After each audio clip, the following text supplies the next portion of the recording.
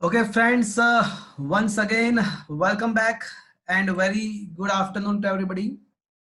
I hope you all are safe, your family members, your parents, your friends, your relative, all are safe, and you are enjoying this new era, this new way of learning.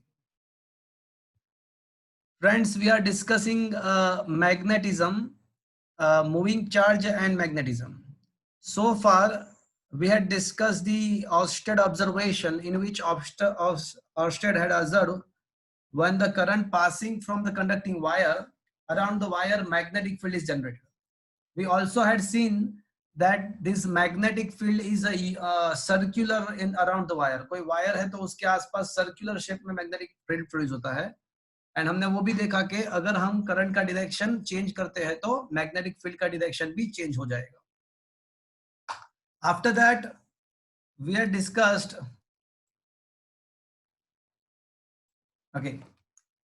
after that we had discussed the magnetic, we had discussed the topic corresponding to the magnetic force.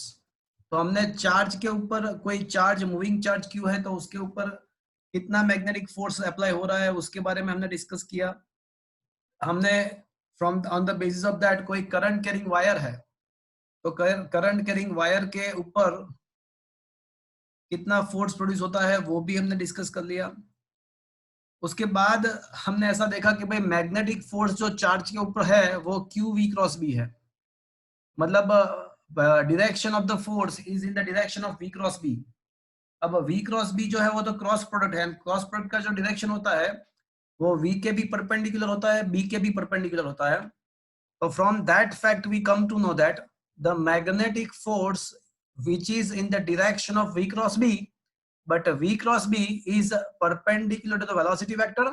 It is also perpendicular to the magnetic field. तो यहाँ पे charge के ऊपर जो magnetic force लग रहा है, magnetic force charge के ऊपर जो अप्लाई हो रहा है वो है ना वेलोसिटी के परपेंडिकुलर है. तो आपको 11th के फंडामेंटल से पता है कि अगर कोई फोर्स वेलोसिटी के परपेंडिकुलर अप्लाई हो रहा है तो इसका मतलब कि वेलोसिटी का मैग्नीट्यूड चेंज नहीं होगा, उसका डायरेक्शन चेंज होगा. So under this kind of situation the charge particle can perform the two kind of motion. One is a circular motion and the other is a helical motion. तो यहाँ पे जो magnetic force है वो velocity के perpendicular apply हो रहा है. तो दो चीज हो सकती है, या तो चार्ज सर्कुलर मोशन करेगा या तो चार्ज हेलिकल मोशन करेगा. तो हमने वो भी प्रिसाइसली देख लिया कि अगर कोई चार्ज मैग्नेटिक फील्ड के परपेंडिकुलर एंटर होता है अगर कोई चार्ज मैग्नेटिक फील्ड के परपेंडिकुलर एंटर होता है तो वो एंटर होने के बाद सर्कुलर मोशन करेगा, keeping its plane of the circular motion perpendicular to the magnetic field, keeping the plane of a circular motion perpendicular to the magnetic field. And if any charge enters in the magnetic field with some angle, अगर कोई charge magnetic field के अंदर कुछ angle बना के enter हो रहा है तो on that kind of circumstances we know that two component of the velocity should be drawn out. जो दो कंपोनेंट वेलोसिटी के हो गए और वेलोसिटी का एक जो मैग्नेटिक फील्ड के पैरेलल है वो चार्ज को मैग्नेटिक फील्ड के पैरेलल कांस्टेंट वेलोसिटी वाला मोशन कराएगा, और जो परपेंडिकुलर कंपोनेंट होता है वेलोसिटी का वो चार्ज को मैग्नेटिक फील्ड के परपेंडिकुलर प्लेन में, मैग्नेटिक फील्ड के परपेंडिकुलर प्लेन में सर्कुलर मोशन कराएगा. तो एक मोशन है वो कांस्टेंट वेलोसिटी वाला है मैग्नेटिक फील्ड के डायरेक्शन में, और दूसरा मोशन जो है वो मैग्नेटिक फील्ड के परपेंडिकुलर सर्कुलर मोशन है. तो दोनों को अगर मिलाते हैं, ये दोनों मोशन को अगर मिला देते हैं तो it will perform the helical motion. हमने वहां पे हेलिकल मोशन का रेडियस भी डिस्कस किया और उसका पिच ऑफ द हेलिक्स भी हमने डिस्कस किया. After that we had discuss the Biot Savart law. तो हमने कल लास्ट लेक्चर में हमने वेलोसिटी सिलेक्टर का थ्योरी भी हमने डिस्कस किया, एंड ये साइक्लोट्रॉन वाला भी स्किप किया था टेम्पररी, वो हम ऑफलाइन में डिस्कस करेंगे. और बायोट-सावर्ट लॉ हमने डिस्कस कर लिया. तो क्वेश्चन नंबर 17, 18, 19 18 को मैंने बोला था कि 18 को आपको करने की जरूरत नहीं, 18 आपको नहीं करना है, वो मैंने आपको बोला था. तो क्वेश्चन नंबर 17, 19 एंड 20, ये तीन क्वेश्चन एंड 21, ये चार क्वेश्चन हमने डिस्कस किया था. अब आज का जो लेक्चर है वो बहुत ही इंपॉर्टेंट है। तो आज हम करने वाले हैं, we are going to find the magnetic field of a current carrying ring. देखो, जैसे चैप्टर नंबर 1 के अंदर हमने अलग अलग चार्ज के इलेक्ट्रिक फील्ड फाइंड किए थे, तो सिमिलरली इस चैप्टर के अंदर हम अलग अलग करंट के सिस्टम के मैग्नेटिक फील्ड फाइंड करेंगे। जैसे चार्ज का जो बेसिक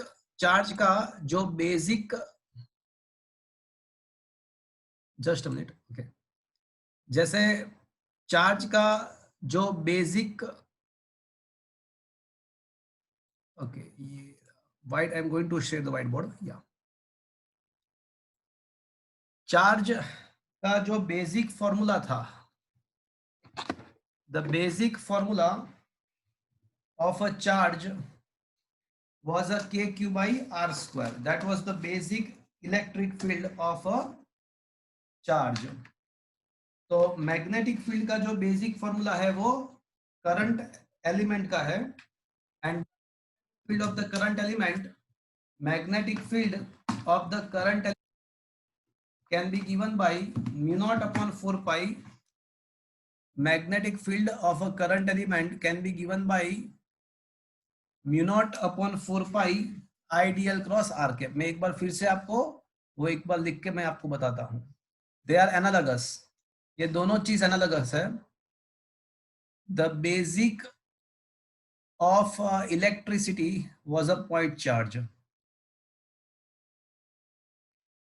तो पॉइंट चार्ज का इलेक्ट्रिक फील्ड भैया क्या है, तो वो तो 1/4 pi epsilon naught Q into R square into R cap है। तो जो बेसिक है, the smallest thing in the magnetism is the current element. तो करंट एलिमेंट मतलब आइडियल, चार्ज मतलब Q। तो उसका मैग्नेटिक फील्ड कितना है, तो 1/4 पाई यहाँ पे भी है वहां पे भी है। अब 1/म्यू नॉट के बदले 1/एप्सिलॉन नॉट के बदले म्यू नॉट आएगा, Q के बदले आ जाएगा ideal. The source of the magnetic field is a current element upon R square, वहां पे भी है यहाँ पे भी है, आर कैप वहां पे भी है यहाँ पे भी है। So both the formula are almost analogous.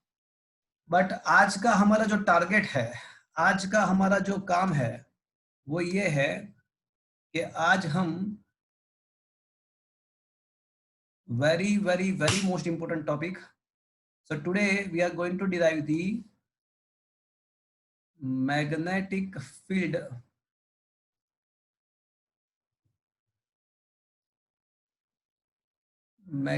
field of a current carrying a ring.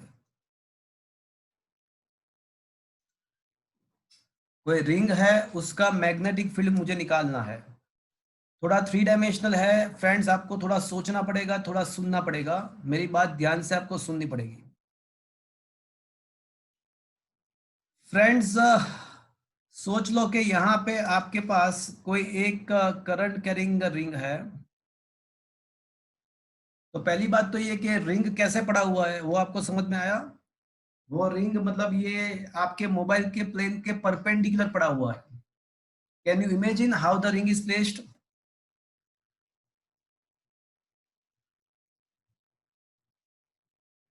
क्या ये बात समझ में आया कि रिंग कैसे पड़ा हुआ है। हाँ सर। अच्छा, थोड़ा और आपको समझ में आया तो मेरे थोड़ा और इसको ऐसे, तो 3 डायमेंशनली आपको थोड़ा इमेजिनेशन कर सको, इसलिए मैंने थोड़ा ऐसा बता दिया। Is it clear. Look at me friends, मेरे सामने देखो। तो ये रिंग, या okay, here it is. So friends,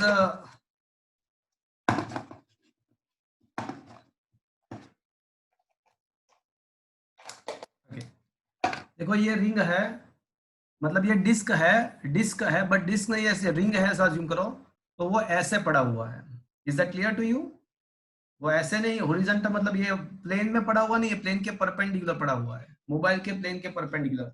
मतलब सपोज कि ये मोबाइल है, तो ये ऐसे पड़ा हुआ है, ऐसे नहीं पड़ा हुआ, ऐसे पड़ा। Is that clear to you friends? क्या ये समझ में आया आपको? Yes, sir. ओके। और मेरा टास्क क्या है कि ये करंट कैरिंग रिंग है, तो उसका मुझे मैग्नेटिक फील्ड फाइंड करना है। अज्यूम करते हैं कि उसका जो रेडियस है वो ए है। Okay.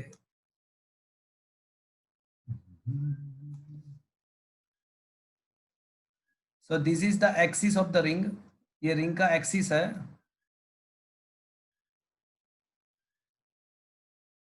And will assume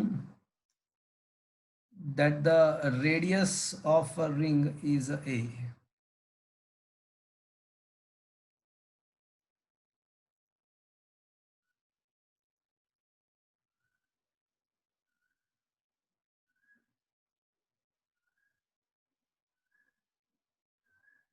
okay. तो फ्रेंड्स, इसका जो सेंटर से उसका जो रिम है, रिंग का जो रिम मतलब उसका जो सरकमफ्रेंसिस है, तो वो डिस्टेंस उसका रेडियस बनेगा। तो रेडियस अज्यूम कर लेते हैं कि ए है, मतलब यहाँ पे रेडियस ए है। ओके, चलो। तो फ्रेंड्स, ये करंट कैरिंग रिंग है, उसका मुझे यहाँ पे उसके एक्सिस के पे कोई पॉइंट पी है, तो वहां पे मुझे मैग्नेटिक फील्ड फाइंड करना है। ये पॉइंट पी पे मुझे मैग्नेटिक फील्ड फाइंड करना है। तो फ्रेंड्स, हमारे पास मैग्नेटिक फील्ड का फॉर्मूला तो है, बट कोई मुझे बताएगा कि वो किसका मैग्नेटिक फील्ड हमारे पास है? We just know. Point charge. हाँ, मैग्नेटिक फील्ड का फॉर्मूला है, but we have a magnetic field. So we have a magnetic field of only, कोई बताएगा?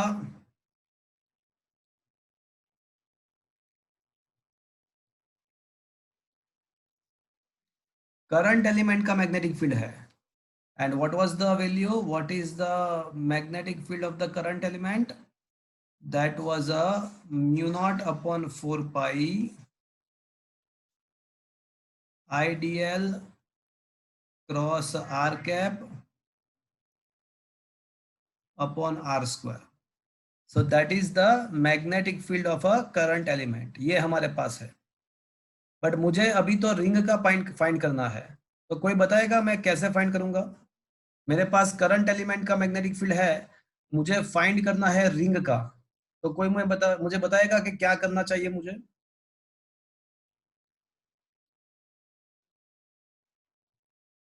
Anybody will tell me how to find the magnetic field of the ring?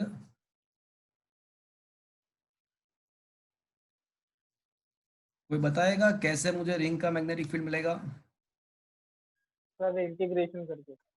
हाँ, तो करना क्या पड़ेगा आपको? रिंग के ऊपर है ना, बहुत सारे मतलब एलिमेंट कंसीडर करना पड़ेगा। रिंग के ऊपर आपको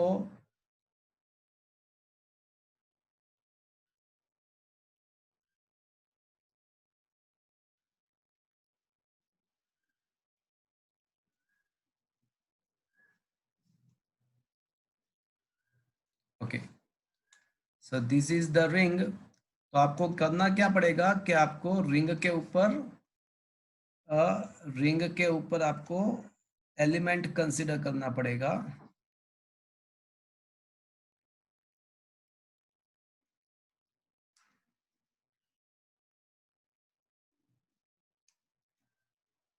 ओके,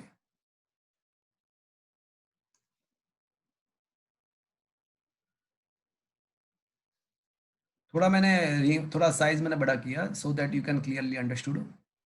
मैंने क्या किया कि रिंग का थोड़ा साइज मैंने बढ़ा दिया। ओके, तो आपको अब करना क्या है कि आपको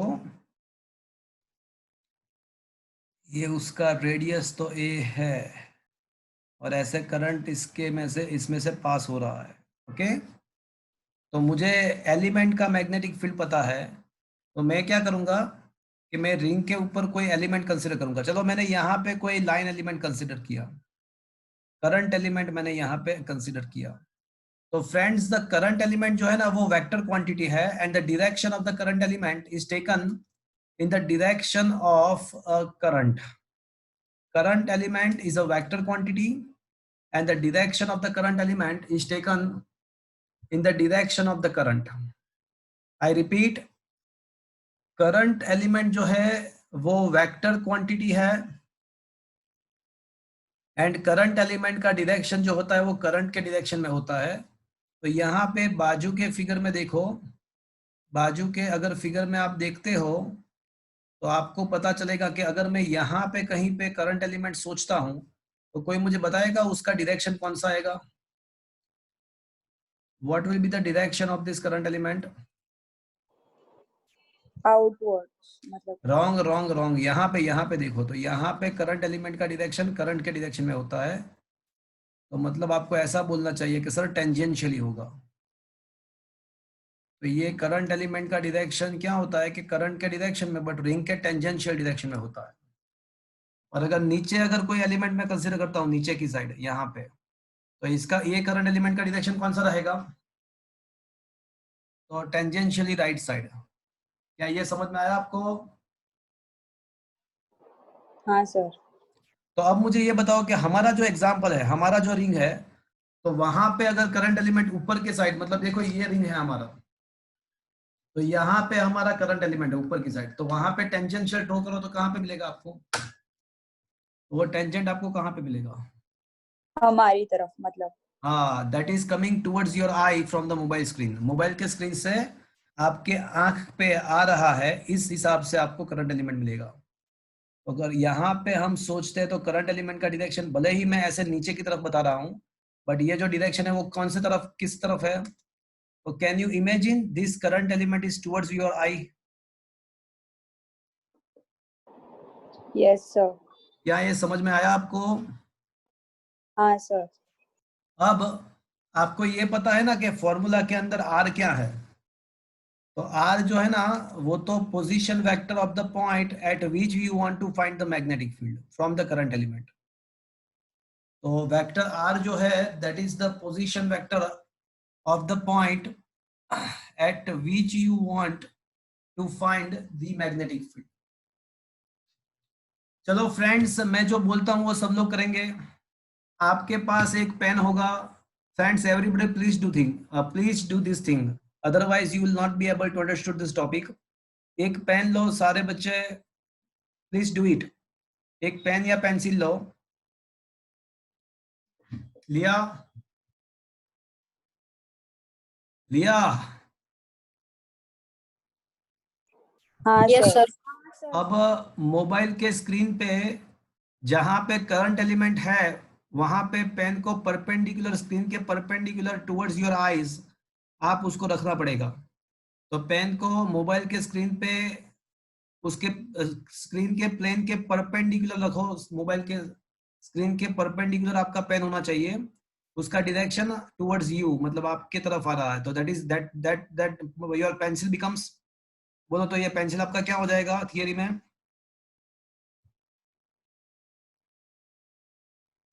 करंट में। हाँ, ये हो जाएगा आपका करंट एलिमेंट, ये हो जाएगा आपका करंट एलिमेंट।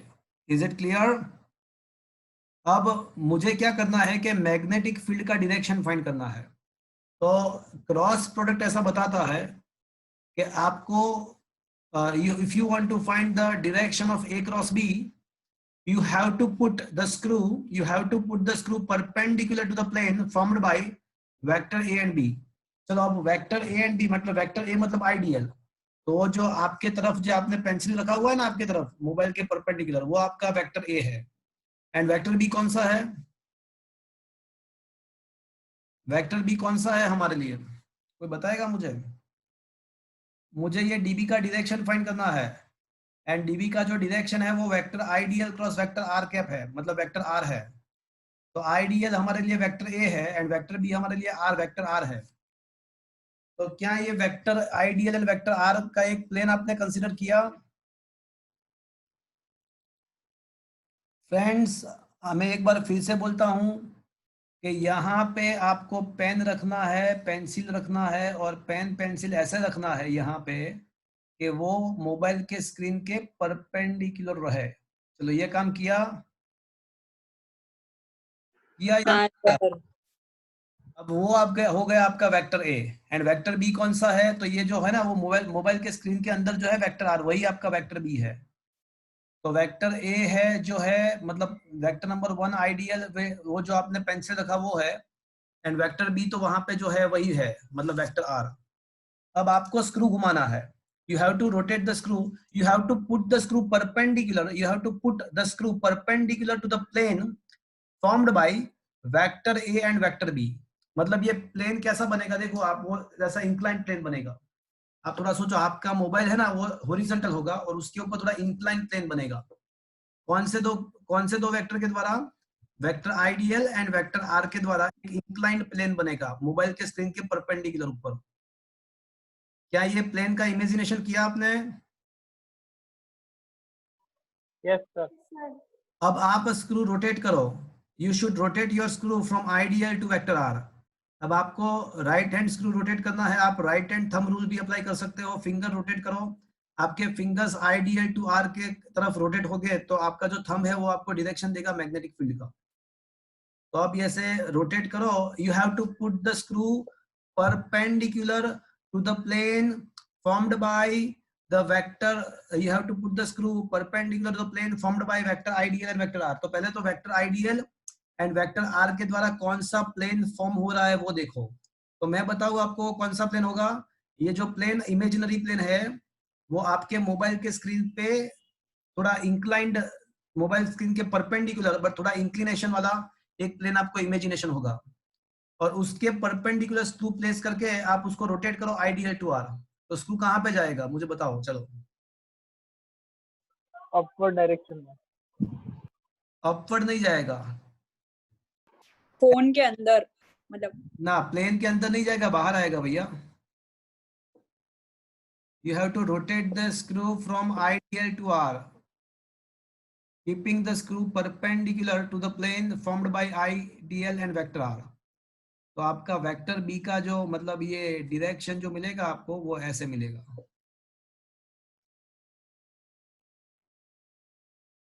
क्या ये हो पाया आपसे? अगर ये हो पाया तो ये थ्योरी खत्म, अगर नहीं, नहीं हुआ हाँ तो फिर से करो पहले। सर। वो आर वाला पार्ट कैसे जाएगा, आर वेक्टर? आर वेक्टर तो वहां का वही रहेगा। अब ये है ना 3 डायमेंशनल थियरी है और हम बैठे हैं ऑनलाइन में, तो थोड़ा सिंपल ये देखो मैं आपको बताऊं। देखो ये रहा, ये मेरा मोबाइल है right, this is what is my mobile. तो यहाँ पे क्या होगा कि ये मेरा हो जाएगा आइडियल, ये मेरा आइडियल हो जाएगा राइट। तो ये हो जाएगा मेरा आइडियल, या ये मोबाइल के अंदर वेक्टर आर, मोबाइल के अंदर आपको वेक्टर आर ऐसे मिल जाएगा। मोबाइल के अंदर आपको वेक्टर आर है ना वो ऐसे मिल जाएगा, और यहाँ पे मुझे रखना है वेक्टर आईडी। यहाँ पे रहा आपका, यहाँ पे रहा मेरा आइडियल। तो ये जो प्लेन मिलेगा ना वो ऐसे टेढ़े मिलेगा आपको, मोबाइल के स्क्रीन के परपेंडिकुलर ऐसा मिलेगा। अब आपको आइडियल आपको क्या करना है कि आइडियल टू आर को स्क्रू मतलब आइडियल टू आर स्क्रू को रोटेट करना है। तो just rotate the screw from ideal to R. Can you imagine? पहले तो आपको प्लेन पता चला, प्लेन कैसा मिलेगा। You have to imagine the plane formed by the ideal and R. हाँ सर, पता चला। अब ये देखो वापस से मैं एक बार बताता हूँ। सपोज कि ये मेरा मोबाइल का स्क्रीन है, तो यहाँ पे रहेगा मेरा वेक्टर आर। देखो ये रहा मेरा वेक्टर आर तो प्लेन के स्क्रीन के अंदर ही है, वेक्टर आर तो स्क्रीन के अंदर ही है। तो ये रहा मेरा वेक्टर आर, और ये रहा मेरा वेक्टर आइडियल, वो परपेंडिकुलर है, वो मोबाइल के स्क्रीन के परपेंडिकुलर। अब ये जो प्लेन आपको मोबाइल के स्क्रीन के परपेंडिकुलर बट थोड़ा इंक्लिनेशन वाला प्लेन मिलेगा, उसको परपेंडिकुलर स्क्रू को रोटेट करना है, और वेक्टर आइडियल टू आर आपको रोटेट करना है। तो आप आइडियल टू आर रोटेट करोगे ना तो ये स्क्रू ऐसे ऊपर प्लेन के परपेंडिकुलर ऐसे ऊपर जाएगा, ऐसे ऊपर जाएगा। क्या ये हो पाया? हाँ सर। अगर ये हो पाया तो ये थ्योरी खत्म, अगर नहीं हो पाया तो फिर से करो। तो अगर आप स्क्रू को रोटेट करोगे तो आपका जो स्क्रू है ना वो ऐसे ऊपर जाएगा,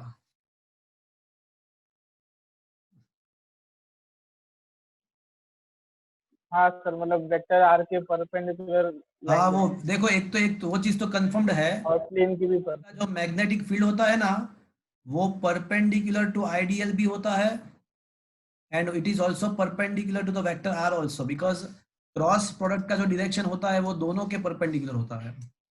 वो वेक्टर आइडियल के भी परपेंडिकुलर होगा एंड वेक्टर आर के भी परपेंडिकुलर होगा। तो देख सकते हो क्या, ये जो डीबी का डायरेक्शन है ना वो वेक्टर आर के तो परपेंडिकुलर है ही, देखो देखा, और वो आइडियल के भी परपेंडिकुलर है, बिकॉज आइडियल तो प्लेन में से बाहर आ रहा है और वेक्टर डीबी तो प्लेन के अंदर ही है, ये तो मोबाइल के प्लेन के अंदर ही है, एंड वेक्टर आइडियल तो मोबाइल का प्लेन से बाहर आ रहा है।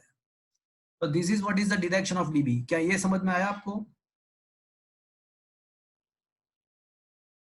ये डीबी का अगर डायरेक्शन पता यस चल गया सर। तो ये थ्योरी खत्म। तो ये थ्योरी खत्म।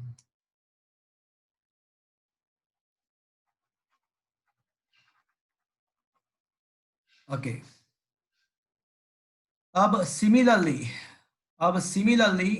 मुझे और एक सेगमेंट अज्यूम करना है, मुझे एक और सेगमेंट इसके एग्जैक्टली अपोजिट एक और सेगमेंट अज्यूम करना है। तो एक और सेगमेंट में यहाँ पे अज्यूम करूंगा एग्जैक्टली पहले जो मैंने सेगमेंट अज्यूम किया उसके एग्जैक्टली अपोजिट। तो उसका डायरेक्शन कौन सा होगा? तो ये जो है ना वो मोबाइल के स्क्रीन में से बाहर निकल रहा है, ये आइडिया। तो अब दूसरा वाला जो उसके सामने है वो मैं भले ही ऐसे बता रहा हूँ, बट आपको पता चल गया होगा कि वो कौन से डायरेक्शन में है। चलो बताओ भैया। फोन के अंदर के साइड। हाँ, फोन के अंदर की साइड जाएगा, करेक्ट। देखो ये प्रॉब्लम कैसा है, एक तो हम बैठे हैं ऑनलाइन और ये पूरा 3 डायमेंशनली मुझे आपको यहाँ पे बैठे बैठे सिखाना है। तो it is quite quite difficult, but I will try my best to explain you the whole the thing 3 dimensionally. तो ये जो आइडियल है, सर मतलब सर बोलो बोलो। सर मतलब वही ना कि इलेक्ट्रिक फील्ड पी पॉइंट पे मर्ज हो रही है और मैग्नेटिक फील्ड पी पॉइंट से डाइवर्ज हो रही है, ये क्या? कोन बना रही है मतलब। हाँ कौन? नहीं, क्या बोल रहे हो? इलेक्ट्रिक फील्ड तो पिक्चर में, पहली बात कि इलेक्ट्रिक फील्ड तो यहाँ पे लाना ही नहीं है, इलेक्ट्रिक फील्ड को तो लाना ही नहीं हाँ है। सर, बट इलेक्ट्रिक फील्ड के परपेंडिकुलर मैग्नेटिक फील्ड आएगी ना। अरे इलेक्ट्रिक फील्ड कहाँ से आ गया भैया, मुझे ये बताओ, इलेक्ट्रिक फील्ड कहाँ से आ गया? यहाँ पे करंट कैरिंग वायर है, तो वायर करंट कैरी कर रहा है और हम उसका मैग्नेटिक फील्ड फाइंड कर रहा है।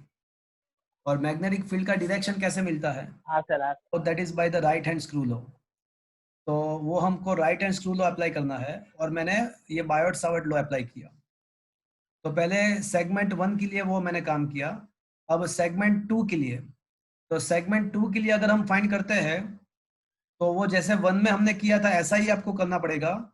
एंड अगर आप सोचोगे तो आपको क्या करना है कि एक पेन को नीचे, देखो आपको ऐसे सोचना है कि ये गया आपका अंदर, मोबाइल के स्क्रीन के अंदर जो जा रहा है वो आइडियल है, और वेक्टर आर जो है वो स्क्रीन में से आपको थोड़ा ऊपर उठाना है। वो मोबाइल के स्क्रीन के अंदर जो दूसरा आर है ना, ये दूसरा वाला आर मोबाइल के स्क्रीन के अंदर, ये अब जो पोजीशन वेक्टर हो जाएगा ना वो ये हो जाएगा। तो आपको क्या करना है कि एक आइडियल स्क्रीन के अंदर, मोबाइल के स्क्रीन के अंदर एंटर होगा, और वेक्टर आर जो स्क्रीन पे है उसको आपको ऊपर लेके आना है, मतलब ऐसे सोचना है। तो अब एक और प्लेन होगा। अब आप आइडियल से आर स्क्रू रोटेट करोगे, आपको एक दूसरा प्लेन मिल जाएगा परपेंडिकुलर, मोबाइल से परपेंडिकुलर इंक्लाइंड। आपको क्या करना है कि आइडियल जा रहा है नीचे और वेक्टर आर जो है ना उसको थोड़ा ऊपर सोचना है, मतलब ये दोनों के टेल मिले, मतलब दोनों के टेल एक जगह पे मिले, ऐसा आपको सोचना है दोनों वेक्टर के। तो आइडियल नीचे जा रहा है, आर को आप थोड़ा ऊपर, मतलब इसी डायरेक्शन में उसका प्रोजेक्शन है, ऐसा ऊपर ले लो और दोनों का प्लेन कंसीडर करो। तो अब आप सोचोगे ना, तो अब आपको डीबी जो डायरेक्शन ऑफ डीबी जो है दूसरे एलिमेंट का वो ऐसे मिलेगा आपको। दूसरे एलिमेंट का जो मैग्नेटिक फील्ड है वो आपको ऐसे मिलेगा।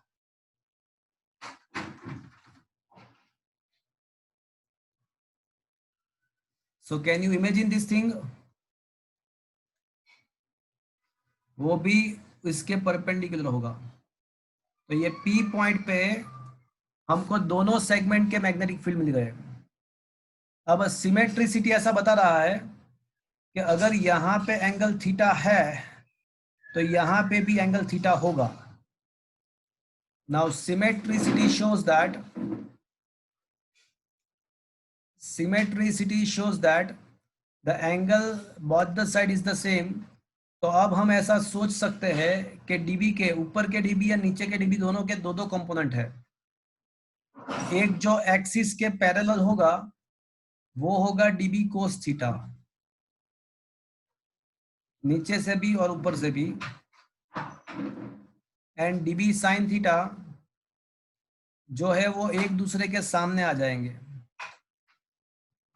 अब डीबी के दो कंपोनेंट हमको मिल गए, ये डीबी के दो कंपोनेंट हमको मिल गए, तो इसका मतलब ऐसा हुआ कि अब डीबी आपको सोचना नहीं है, उसको भूल जाना है, अब दो कंपोनेंट ही सोचना है। तो व्हाट इज द कंक्लूजन? कोई मतलब मुझे बताएगा what is the conclusion? Force मतलब cos थीटा के एलिमेंट पे होगा। तो कंक्लूजन इज दैट कि रिंग के अंदर सामने डायमेट्रिकल अपोजिट जो सेगमेंट्स है, रिंग के अंदर डायमेट्रिकल अपोजिट जो सेगमेंट्स है उसके मैग्नेटिक फील्ड के साइन कंपोनेंट जो है ना वो कैंसिल हो जाएंगे, एक दूसरे का इफेक्ट वो कैंसिल कर देंगे, बिकॉज वो अपोजिट डायरेक्शन में है। मतलब sign component is cancelling each other, but diametrically opposite जो सेगमेंट्स है उसके कोस कंपोनेंट एक ही डायरेक्शन में है, वो दोनों ऐड हो गए। तो मतलब आपको एडिशन करना है, मतलब आपको इंटीग्रेशन करना है। रिजल्टेंट मैग्नेटिक फील्ड आने के लिए, रिजल्टेंट मैग्नेटिक फील्ड फाइंड करने के लिए आपको एडिशन करना है। बट किसका एडिशन करना है आपको? भैया किसका एडिशन करना पड़ेगा आपको? डायमेट्रिकल अपोजिट जितने भी सेगमेंट है, जितने भी डायमेट्रिकल अपोजिट सेगमेंट है वो सामने वाले के साइन कंपोनेंट सारे के कैंसिल हो जाएंगे, सारे के कोस कंपोनेंट, सारे एलिमेंट के कोस कंपोनेंट ऐड हो गए। तो मुझे एडिशन करना है रिजल्टेंट मैग्नेटिक फील्ड फाइंड करने के लिए। बट किसका एडिशन करना पड़ेगा मुझे? तीन ऑप्शन है, डीबी का, डीबी के कोस कंपोनेंट का, या डीबी के साइन कंपोनेंट का। किसका एडिशन करना पड़ेगा मुझे? कोस कंपोनेंट। तो डीबी के कोस कंपोनेंट का मुझे एडिशन करना पड़ेगा। तो सबसे पहले मैं है ना, पहले स्टेप 1 में डीबी फाइंड करूंगा। The very first step I will find the dB itself, इसका मैग्नीट्यूड मैं फाइंड करूंगा। Step number 2, dB is not important for us. DB का जो एक्स डायरेक्शन का जो कंपोनेंट है डीबी कोस थीटा, वो हमारे लिए इंपॉर्टेंट है। That will be the step number 2। And the step number 3, अगर रिजल्टेंट मैग्नेटिक फील्ड फाइंड करना है तो आपको with respect to the whole ring, with respect to whole ring आपको डीबी का नहीं बट डीबी के एक्स कंपोनेंट मतलब कोस कंपोनेंट का इंटीग्रेशन करना है। मतलब आपको इंटीग्रेशन डीबी ऑफ एक्स करना है, डीबी के कोस कंपोनेंट का इंटीग्रेशन करना है। तो that will give the resultant magnetic field.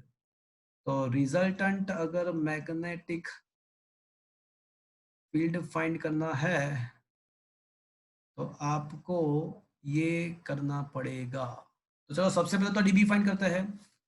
तो डीबी का मैग्नीट्यूड कितना आएगा? तो μ0/4 पाई आईडीएल साइन फाई। चलो यहाँ पे मैं फाइन फाई बोलता हूँ, इसको मैं साइन फाई बोलता हूँ।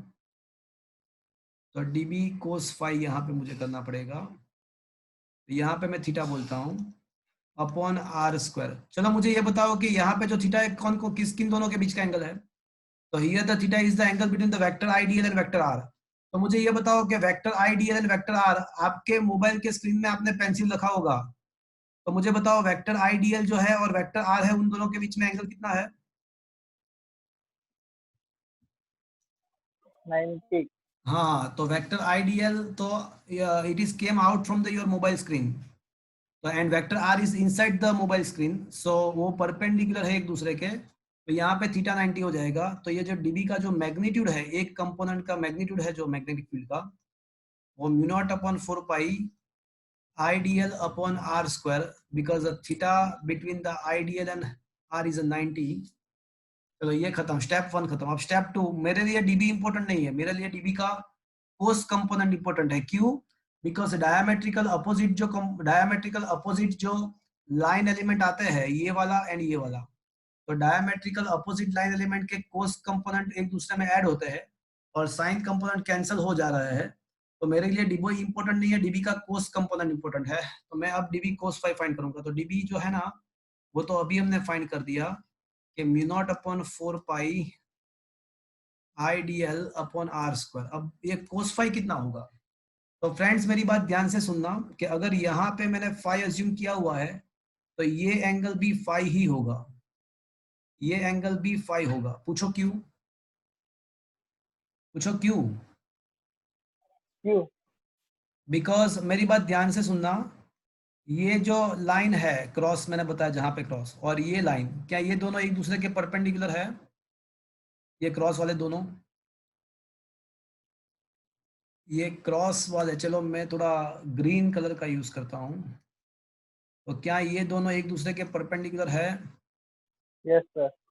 और ये इक्वल वाला जो लाइन है, दूसरा मैंने इक्वल लिया, तो क्या ये दोनों एक दूसरे के परपेंडिकुलर है? देखो तो। Yes sir. तो अगर ये दो लाइन के बीच में क्रॉस इक्वल्स के बीच में 5 एंगल है, तो दोनों मतलब ये पूरे सिस्टम का 90 डिग्री रोटेशन करोगे तो इसका कन्वर्जेशन ये हो जाएगा, 90 डिग्री रोटेशन करने के बाद इसका कन्वर्जेशन ये हो जाएगा। बट जो एंगल है तो वो तो वही का वही रहेगा ना। I repeat, cross is perpendicular to the cross and equal is perpendicular to equal. So here the angle between the cross and equal is phi. So here also the angle between the cross and equal should be 5. इसका 90 degree अगर rotation करेंगे तो ये हो जाएगा angle, keeping the angle same. थोड़ा सोचना, आप समझ में आ जाएगा आपको।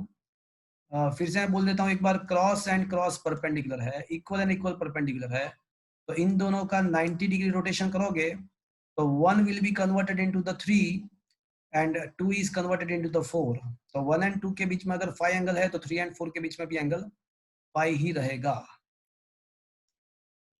तो क्या ये बात समझ में आया? हाँ सर। ओके, तो एंगल तो वही का वही रहेगा। अब यहाँ पे अगर 5 है तो ये भी 5 होगा, Z angle. Is that clear? तो अगर यहाँ पे एंगल 5 है तो यहाँ पे भी 5 रहेगा। अब मैं फाइंड करता हूं, अब देखो, अब कोस फाई का वैल्यू क्या आएगा? अब कोस फाई हम फाइंड कर सकते हैं। तो from the figure now tell me what is the cos phi. Figure को देख के बताओ कोस फाई क्या होता है, ट्राइंगल को देख के। लुक एट दिस ट्राइंगल, ये ट्राइंगल देखा आपने? इस ट्राइंगल को देखो ध्यान से। A/2 R। तो अरे ये वो रेडियस ही है, A/2 क्यों बोल रहे हो? वो रेडियस ही तो ए है। तो A/R। हाँ, तो A/R हो जाएगा। क्या ये समझ में आया बात आपको? तो μ0 IA upon 4πr³ into DL, तो ये मुझे मिल गया dB का कोस कंपोनेंट मिल गया। ये हमारा स्टेप 1 हुआ, पहले हमने dB फाइंड किया, फिर स्टेप 2 हुआ, फिर हमने dB का कोस कंपोनेंट फाइंड किया। अब ये स्टेप नंबर 3, अब हम रिजल्टेंट मैग्नेटिक फील्ड फाइंड करेंगे। तो मुझे थ्रू आउट दी रिंग मुझे इंटीग्रेट करना है ये dB का कोस कंपोनेंट का। तो ये जो भी मिला उसको वहां पे एज इट इज प्लेस करते हैं। चलो, but when you are integrating तो क्या ये आर चेंज होगा? When you are integrating with respect to the whole ring तो क्या ये आर चेंज होगा? पॉइंट पी तो वहां का वहां ही है, नो सर। रिंग के रिस्पेक्ट में हम इंटीग्रेशन कर रहे हैं। तो यहाँ पे कोई भी क्वांटिटी चेंज नहीं होगा, मतलब वो सारे क्वांटिटीज कांस्टेंट है at a time of integration. वो कोई वेरिएबल नहीं है तो कांस्टेंट है, तो वो इंटीग्रेशन के बाहर आ जाएगा। अब मुझे बताओ, इंटीग्रेशन डीएल सारे इंटीग्रेशन करो पूरे रिंग में, तो आपको क्या मिलेगा? पूरे रिंग के अंदर जितने भी L। है उसको मिला दो, तो क्या मिलेगा आपको? रिंग के अंदर जितने भी सेगमेंट है L मिलेगा। तो आपको क्या मिलेगा? 2πr 2πr। हाँ, मतलब 2 2π। आर नहीं, उसका रेडियस ए है। यहाँ पे रेडियस थोड़ी ना रिंग का आर है, उसका रेडियस ए है। क्या ये समझ में आया? इंटीग्रेशन डीएल मतलब लेंथ, पर लेंथ कितना होगा? तो रिंग का लेंथ कितना होगा? 2πr जितना, 2πa जितना। Is that clear? Pi get cancelled, 2 2 जा 4। तो ये जो मैग्नेटिक फील्ड मिलेगा रिंग का, तो μ0 IA square upon 2r³। But from the figure, I can say R is equals to root of a square plus suppose ring के centre से जो पॉइंट है ना, पॉइंट P, उसका डिस्टेंस x है। रिंग के सेंटर से जिस पॉइंट पे मुझे मैग्नेटिक फील्ड फाइंड करना है उसका डिस्टेंस x है। तो अब ये ट्राइंगल में पाइथागोरस अप्लाई कर दो तो क्या ना, इसे a square plus x square is equal to r square. From the Pythagoras x square plus a square is equal to r square. तो r इज इक्वल टू क्या होगा, बोल भी दो। तो r इज इक्वल टू हो जाएगा root of X square plus A square, but उसका क्यूब करना है। तो क्यूब करना है तो X square plus A square raise to 1/2। इसका मतलब क्या हुआ कि r का वैल्यू जो है ना वो X square plus A square raise to 1/2 है, और उसका क्यूब करोगे तो क्या मिलेगा, 3/2। तो I A square upon 2 x square plus A square raise to 1/2 का क्यूब, मतलब रेज टू क्या हो जाएगा, रेज टू 3/2 हो जाएगा। Is that clear friends? तो ये हमको मिल गया, ये मिल गया हमको रिंग का मैग्नेटिक फील्ड मिल गया on the axis at the distance x from its centre. Ring के सेंटर से उसके एक्सिस पे x डिस्टेंस पे कोई पॉइंट है तो उसका ये मैग्नेटिक फील्ड है। अब ऐसा सोच लो कि रिंग है ना, वो उसका एक टन नहीं है, उसको the ring is made up of n number of turns. Suppose the ring is made up of n number of turns, तो ये तो एक टन का ही मैग्नेटिक फील्ड मिला। अगर रिंग के n नंबर ऑफ टन्स है तो what should be the resultant magnetic field? into n। तो इनटू n करना होगा। तो अगर रिंग के n नंबर ऑफ टर्न्स है तो उसका resultant magnetic field mu naught N I, मैंने n से मल्टीप्लाई कर दिया, mu naught N I A square upon 2 x square plus A square raise to 3/2। तो फ्रेंड्स आपको ये चीज याद रखना है कि रिंग का जो मैग्नेटिक फील्ड होता है उसके एक्सिस पे, तो उसका ये फॉर्मूला है mu naught N I A square, mu naught N I A square upon 2 x square plus A square raise to 3/2। So this is the formula you have to remember for the MCQ, numerical, etc. So finally we got the answer। रिंग का उसके axis पे जो magnetic field है उसका formula mu naught N I A square upon 2 x square plus A square raise to 3/2, mu 0 N I A square upon 2 x square plus A square raise to 3/2, mu 0 N I A square upon 2 x square plus A square raise to 3/2, mu 0 N I A square upon 2 x square plus A square raise to 3/2, mu 0 N I A square upon 2 x square plus A square raise to 3/2। So this is the formula you have to remember। तो कोई ring है, उसका radius a है and उसके axis पे, उसके centre पे x distance, centre से x डिस्टेंस पे कोई पॉइंट P है, तो वहां पे अगर मैग्नेटिक फील्ड फाइंड करना है तो उसका जो फॉर्मूला है वो ये है mu naught N I A square upon 2 x square plus A square raise to 3/2। So this is what is the magnetic field of the ring on its axis। तो ये मैग्नेटिक फील्ड का magnitude है। Direction कैसे मिलेगा, तो direction के लिए एक अलग से रूल है, वो मैं अभी आपको 2 मिनट के बाद में एक्सप्लेन कर रहा हूँ। तो रिंग के मैग्नेटिक फील्ड का डायरेक्शन के लिए कौन सा रूल है वो मैं अभी आपको चलो बता ही देता हूँ। तो डायरेक्शन का रूल ऐसा है कि पहले तो आपको राइट हैंड लेना है, पहले तो आपको राइट हैंड लेना है, और आपके जो फिंगर्स है, आपके फिंगर्स रिंग के अंदर जो डायरेक्शन में करंट फ्लो हो रहा है, जिस डायरेक्शन में रिंग के अंदर जिस डायरेक्शन में करंट फ्लो हो रहा है उसी डायरेक्शन में आपको फिंगर को वाउंड करना है। तो आपका जो थंब है ना वो मैग्नेटिक फील्ड का डायरेक्शन बताएगा। जैसे अज्यूम करो कि यहाँ पे कोई रिंग ऐसे नीचे हॉरिजॉन्टल टेबल पे पड़ा हुआ है और ऐसे रोटेट हो, मतलब करंट ऐसे रोटेट हो रहा है, तो आपको क्या करना पड़ेगा, आपके फिंगर को भी ऐसे रोटेट करना पड़ेगा। तो your thumb will be indicating the direction of the magnetic field. तो ये हो गया आपका मैग्नेटिक फील्ड का डायरेक्शन। तो कैसे होगा, आपको you have to rotate your finger. तो सॉलिनॉइड जैसा है ना? सोलेनॉइड तो अभी इसके बाद आएगा। तो आपको क्या करना है कि you have to wound your finger, आपको आपके फिंगर को वाउंड करना है in such a manner that your finger is wounded in the direction of the current. Current के डायरेक्शन में आपको फिंगर वाउंड करना है। तो करंट के डायरेक्शन के अंदर अगर आप फिंगर वाउंड करोगे तो क्या पता चला आपको, इस टाइप का होगा। Your thumb will be like this. नहीं ड्रॉ हो रहा है मेरे से, सोच लेना आप। तो जस्ट ऐसा देखो, सपोज के नीचे ऐसे करंट फ्लो हो रहा है, तो आपको यहाँ पे मेरे सामने देखो, मेरे सामने, तो सपोज के ऐसे करंट फ्लो हो रहा है ऐसे, तो your finger should be wound in the direction of current, thumb is indicating the direction of magnetic field. Is that clear? तो अब यहाँ पे देखो, यहाँ पे भी वो सेटिस्फाई हो रहा है, यहाँ पे भी वो सेटिस्फाई हो रहा है। यहाँ पे रिंग ऐसे है, मतलब ऐसे ऐसे है, ऐसे रोटेट हो रही है, ऐसे करंट, तो ऐसे वाउंड करोगे तो करंट ऐसे जाएगा। हो गया ना, देखो। Is that clear? You have to rotate your finger.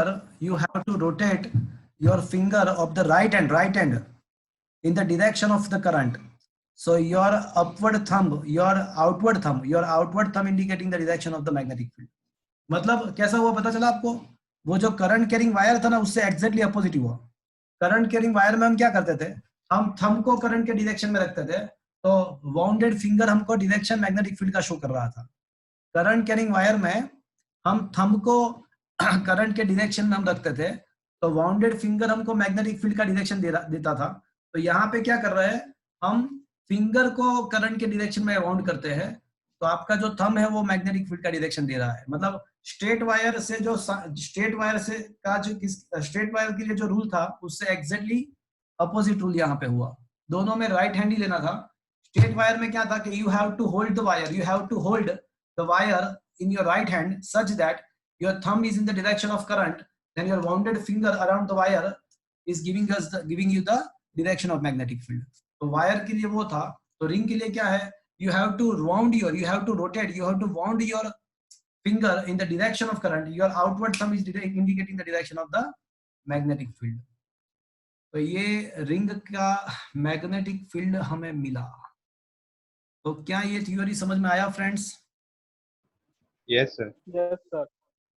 तो इसके अब हम स्पेशल केसेस हम लेंगे, ये थियोरी के अब हम स्पेशल केसेस हम लेंगे। तो इसको मैं रखता हूं अभी, उसके स्पेशल केस भी हम डिस्कस करें। अब मैं जो बोल रहा हूं वो बहुत ही इंपॉर्टेंट है JEE नीट की एग्जामिनेशंस के लिए। That is a very important thing.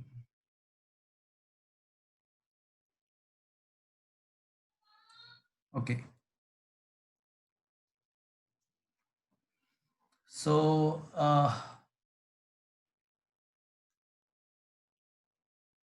very most important notes.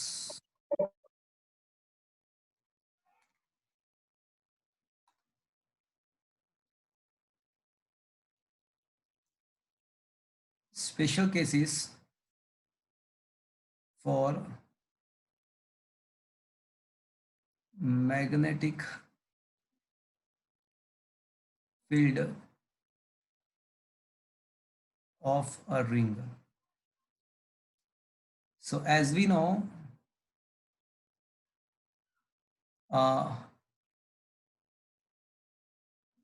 magnetic field of a current carrying ring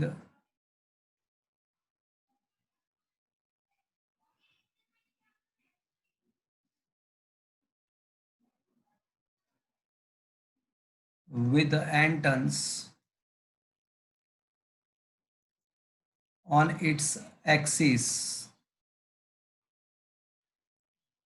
at the distance on its axis at a distance x from its center, that is we know. तो वो मैंने याद रखवा दिया है आपको। कैसे याद रखना है, किसी को गाली नहीं देते आप, उस टाइप से याद रखना है। Mu naught NI A square upon 2 x square plus a square raise to 3/2। Mu naught NI A square upon 2 x square plus a square raise to 3/2। So that is what is the magnetic field of a ring on its axis. अब special case number 1, अब इसके कुछ special case discuss करेंगे. Case number 1, at a very large distance, at a very large distance on axis, मतलब के x is much much greater than a. तो friends बहुत दूर चले जाते हो रिंग से, तो आप एक्स स्क्वायर के रिस्पेक्ट में ए स्क्वायर को निग्लेक्ट कर सकते हो. तो neglecting A square with respect to X square, तो अब फॉर्मूला क्या आएगा सोचो तो अब mu naught N I A square neglect कर अपन दो. 2x रेज़ तो mu naught N I A square upon क्या हो जाएगा 2x cube. Is that clear? Neglecting A square with respect to X square, तो ए स्क्वायर निकल गया, तो एक्स स्क्वायर रेज़ टू 3/2, तो एक्स क्यूब बचेगा. तो क्या ये फ्रेंड्स समझ में आया आपको? Case number 2. Yes sir. Case number 2, on the center of a ring. चलो सोचो कि सेंटर पे ही अगर सोचते हैं तो x का वैल्यू क्या हो जाएगा? वैसे x Zero. है तो वो जिस पॉइंट पे हम मैग्नेटिक फील्ड फाइंड करते हैं उसका सेंटर से डिस्टेंस है. बट अगर वो पॉइंट सेंटर पे ही आ जाए, जिसपे मुझे मैग्नेटिक फील्ड फाइंड करना है वो पॉइंट सेंटर पे ही आ जाए, तो x क्या हो जाएगा? 0. A. 0 हो जाएगा ना. x वैसे है क्या, तो सेंटर से वो पॉइंट का डिस्टेंस है जिस पॉइंट पे हम मैग्नेटिक फील्ड फाइंड कर रहे हैं. अब जिस पॉइंट पे हम मैग्नेटिक फील्ड फाइंड कर रहे हैं वो सेंटर पे ही आ जाए, तो सेंटर से उसका डिस्टेंस क्या हो जाएगा? 0 हो जाएगा, बिकॉज वो पॉइंट भी सेंटर पे आ गया. तो पुटिंग द x 0, तो अब क्या मिलेगा सोचो तो. अब म्यू नॉट एन आई अपॉन 2a. हाँ, तो अब मिलेगा mu naught N I A square upon 2a cube. A square upon 2a cube, तो A square a cube cancel, तो अपॉन 2a बचेगा. एंड इसमें भी इफ अगर एक ही टन है, मतलब एक ही रिंग है, ओनली 1 टन, तो अब ये जो रिंग के सेंटर पे जो मैग्नेटिक फील्ड मिलेगा, ये जो फॉर्मूला है ना वो बहुत बार इसका यूज करना है. फ्रीक्वेंटली आपको इसका यूज करना है कि अगर एक ही टन वाली रिंग है, ring is having only 1 turn, then if you want to find the magnetic field on the center, then if you want to find the magnetic field on its center, so ये जो formula है वो बार बार use होने वाला है. तो mu naught I upon 2a, where a is the radius of the ring, where a is the radius of the ring. चलो ये कोई करंट कैरिंग रिंग है, तो इसके सेंटर पे मैग्नेटिक फील्ड तो इतना मिल जाएगा, सेंटर पे मैग्नेटिक फील्ड तो आपको इतना मिल जाएगा mu naught I upon 2a. But मुझे सोच के बताओ कि ये जो मैग्नेटिक फील्ड है रिंग का वो कौन से डायरेक्शन में होगा? Apply the right hand thumb rule. तो ये रिंग का मैग्नेटिक फील्ड कौन से डायरेक्शन में जाए? फोन के बाद. तो rotate your finger, right hand low, right hand लिया, अब rotate your finger in the direction of current, तो थंब आपका बाहर निकलेगा, आउटवर्ड आएगा. और आउटवर्ड डायरेक्शन के लिए हम कौन सा साइन एज्यूम करते हैं? डॉट. हाँ, तो ये यहाँ पे मैंने जो फिगर ड्रॉ किया है, ऑन अकॉर्डिंग टू दैट, यहाँ पे मैंने जो फिगर ड्रॉ किया है on according to that, direction जो है वो आउटवर्ड होगा, डॉट होगा, डॉट. तो direction of the magnetic field is outward. चलो केस नंबर 3.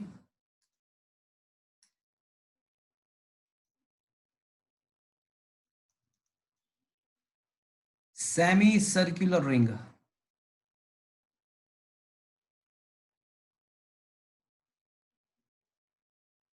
मतलब आधा ही रिंग है, like this. So you have a ring like this, आधा ही रिंग है, और उसके सेंटर पे मैग्नेटिक फील्ड फाइंड करना है. तो मतलब अगर पूरा रिंग है तो उसका क्या होता है? Mu naught I upon 2a होता है. तो आधा रिंग अगर है तो उसका मैग्नेटिक फील्ड क्या होगा? Mu naught I upon 4a. तो ऑब्वियसली उसका आधा हो जाएगा, mu naught I upon 4a हो जाएगा. क्या ये समझ में आया आपको?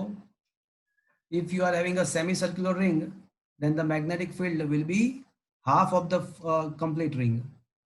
तो म्यू नॉट आई अपॉन 2 से आधा मतलब म्यू नॉट आई अपॉन 4 है। चलो अब मुझे बताओ कि यहाँ पे डायरेक्शन क्या आएगा। यहाँ पे जो मैंने करंट शो किया हुआ है रिंग में, तो according to that what should be the direction of the magnetic field. Current के डायरेक्शन में फिंगर बाउंड करो, करंट के डायरेक्शन, क्रॉस। तो वो मैग्नेटिक आपका थंब है ना, वो प्लेन के अंदर जाएगा। देखो तो यहाँ पे मैग्नेटिक फील्ड क्रॉस के डायरेक्शन में मतलब इनवर्ट डायरेक्शन में जाएगा। तो यहाँ पे वेक्टर बी जो है वो इनवर्ट डायरेक्शन में है। तो क्या ये बात समझ में आया आपको?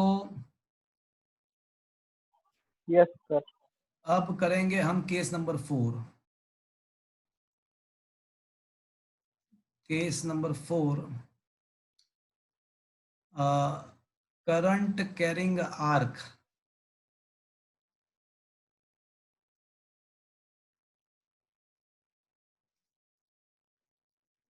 कोई आर्क है ना, वो करंट कैरी कर रही है,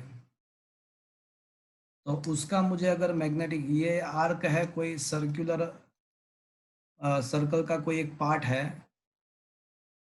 तो उसका मुझे मैग्नेटिक फील्ड फाइंड करना है, वो that is making angle theta at the centre. तो इसका मुझे मैग्नेटिक फील्ड फाइंड करना है। चलो कोई बताएगा, है कोई माइका लाल?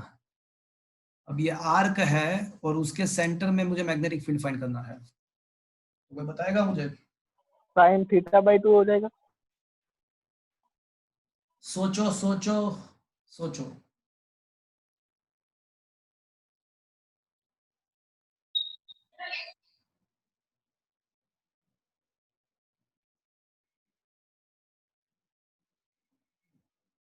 सर एक सेकेंड।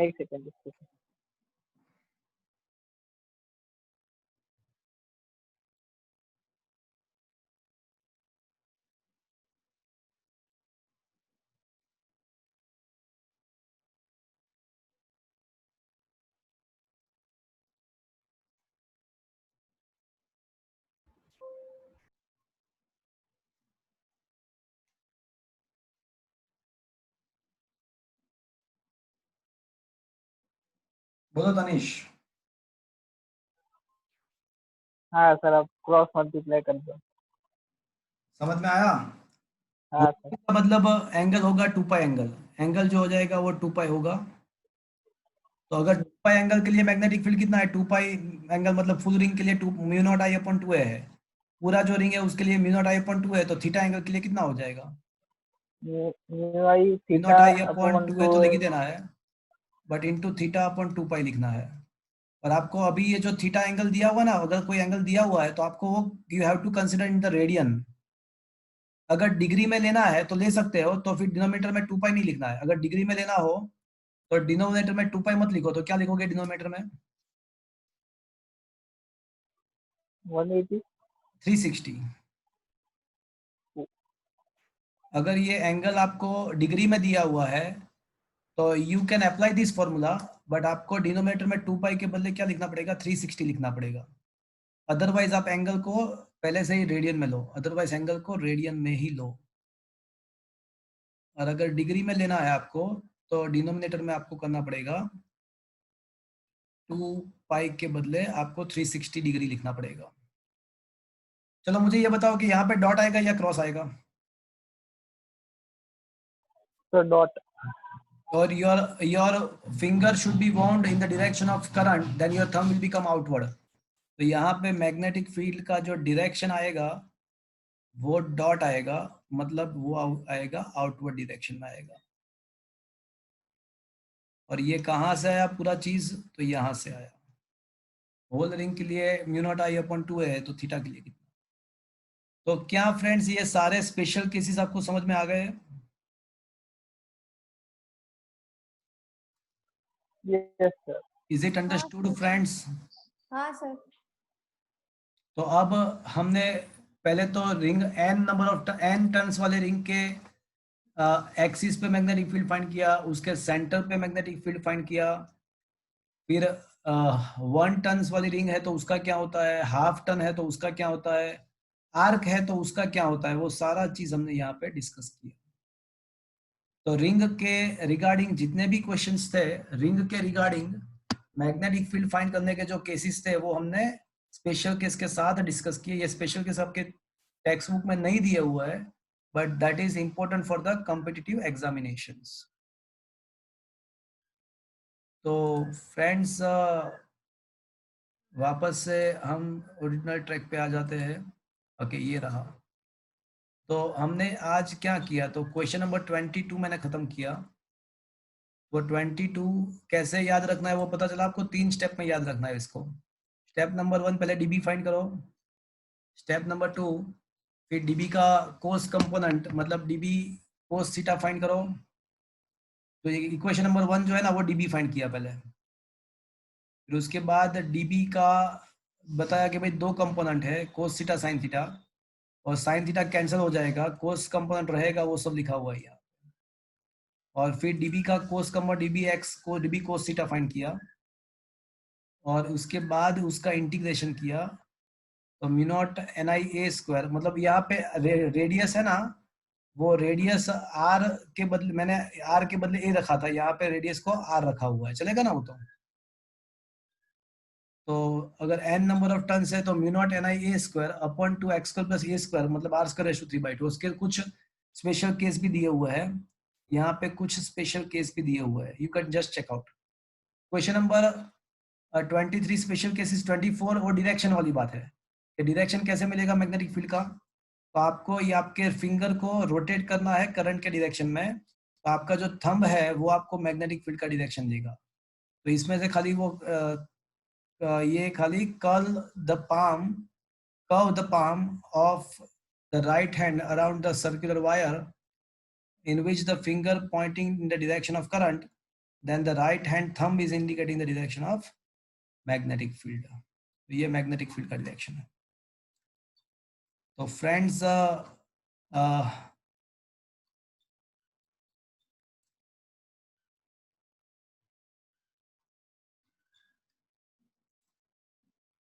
तो यहाँ पे कुछ इंफॉर्मेशन दिया हुआ है, तो उसमें देखो ये रहा, उसमें ये दिया हुआ है कि अगर कोई आर्क है तो आर्क का मैग्नेटिक फील्ड कैसे मिलेगा, तो वो यहाँ पे लिखा है।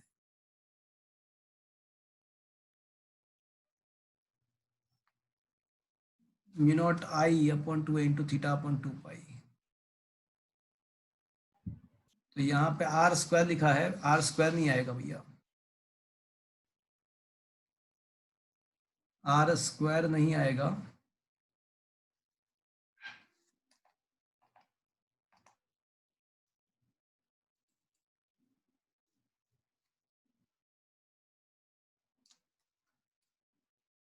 ओके,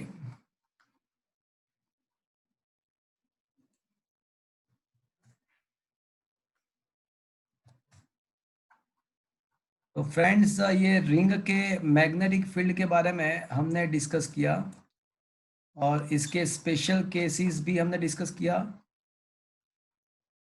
और यहाँ पे कुछ और भी लिखा हुआ है, you can just check this. ये हॉट्स जो है ना, हायर ऑर्डर थिंकिंग स्किल, वो जरा देख लेना आप, वो इम्पोर्टेंट है। बट यहाँ पे एक मिस्टेक है, मिस्टेक ये है कि यहाँ पे आर स्क्वायर नहीं आएगा, आर ही आएगा, because what was the formula, mu naught I upon 2a into theta upon 2 pi. So that was the formula, A के बदले आर है, तो mu naught I theta upon 4 pi R, square नहीं आएगा। और एक चीज फ्रेंड्स, कोई भी क्लोज्ड लूप है तो उसके कोई भी पॉइंट पे अगर आप बैटरी कनेक्ट करते हो तो सेंटर पे रिजल्टेंट मैग्नेटिक फील्ड 0 होगा। क्यों? बिकॉज यहाँ से जब करंट डिवाइड होगा तो थोड़ा करंट ऊपर जाएगा, थोड़ा नीचे की साइड जाएगा। तो ये ब्रांच का जो मैग्नेटिक फील्ड है और ये जो ब्रांच का मैग्नेटिक फील्ड है ना, वो एक्जैक्टली अपोजिट डायरेक्शन में आएगा। देखो, ऊपर के ब्रांच का अंदर जाएगा, नीचे की ब्रांच का बाहर आएगा। तो ये दोनों के ब्रांच का मैग्नेटिक फील्ड जो है ना, वो एक दूसरे के अपोजिट आएंगे और वो सेम भी होंगे, तो वो दोनों एक दूसरे के इफेक्ट कैंसिल कर देंगे, तो रिजल्टेंट मैग्नेटिक फील्ड सेंटर पे 0 हो जाएगा। मतलब कोई भी सिमेट्रिक है, चाहे वो सर्कल है, चाहे वो रेक्टेंगल है, चाहे वो स्क्वायर है, उसके कोई भी दो वर्टाइसिस पे अगर आप बैटरी को कनेक्ट करते हो तो उसके सेंटर में रिजल्टेंट मैग्नेटिक फील्ड 0 ही आएगा. It is a rule, it is a by rule. और दो केसेस और दिए हुए हैं, ये सब जेडब्ल्यू में इंपॉर्टेंट है कि दो रिंग है, if both the rings are perpendicular to each other, अगर दो रिंग परपेंडिकुलर है तो उसके मैग्नेटिक फील्ड भी परपेंडिकुलर आएंगे. तो रिजल्टेंट मैग्नेटिक फील्ड फाइंड करने के लिए आपको √B1² + B2² करना है. पर अगर दो रिंग के बीच में एंगल थीटा है तो उसके मैग्नेटिक फील्ड के बीच में भी एंगल थीटा आएगा. तो अगर दो वेक्टर के बीच में एंगल थीटा है तो उसका रिजल्टेंट याद है vector R = vector √A² + B² + 2AB cos theta. तो ये जो हॉट्स है ना, वो आपको एक बार देखना है, वो इंपॉर्टेंट है, वो इजीली आप इजीली समझ भी सकते हो. तो ये एक बार देख लेना.